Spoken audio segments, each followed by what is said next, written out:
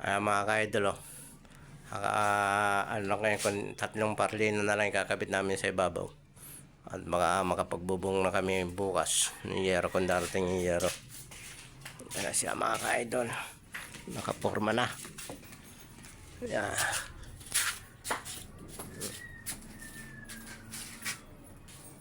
Si parlin lang yung ginamit namin dyan saan. Yan. Ang ganun din dito. Lalagyan din ng mga station para lagyan ng yero. Yung mga ka-idol.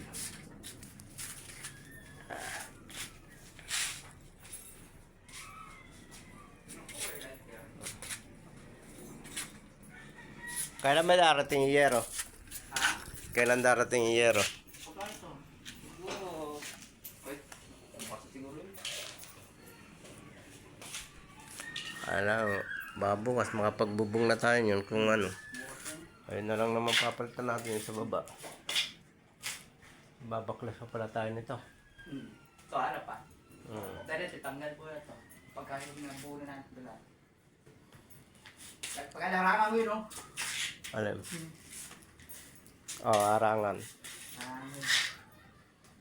Tapos flashing na lang sa ibabaw.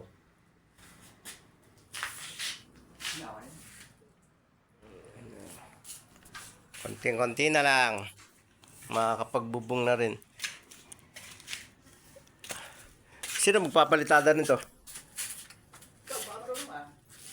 Ang palitada, marunong. Kasi spine na naman dito eh. Makinis lang ano. Hindi naman pantay po. Tinalaki ng puta. Paano papantayin yan?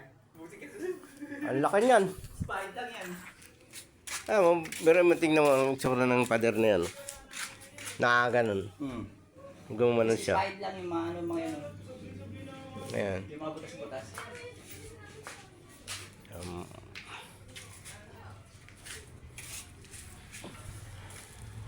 Mga ka-idol, tingnan mo mga pader. Marupok na. Ano po kaya? Sa bigyan po taas. Kailangan na nito siguro palitan. Lalagyan na ng yero yan. Lalagyan ng studs. Maglalagay pala ako ng tungtungan dyan. Hindi ko na pala abot yun. Dulo. Magtutukod pa po na pala ako dito. Kaya tukuran muna natin to ah. Para pagtungtong. Ano, yung makapal? Yung mga malaki. Mga kaidol, tukuran ko yung gitna na yan. Yan. Yung nakaharang na yan. Sa gitna. Angle bar. I-update ko kayo mamaya mga kaidol. Babay muna.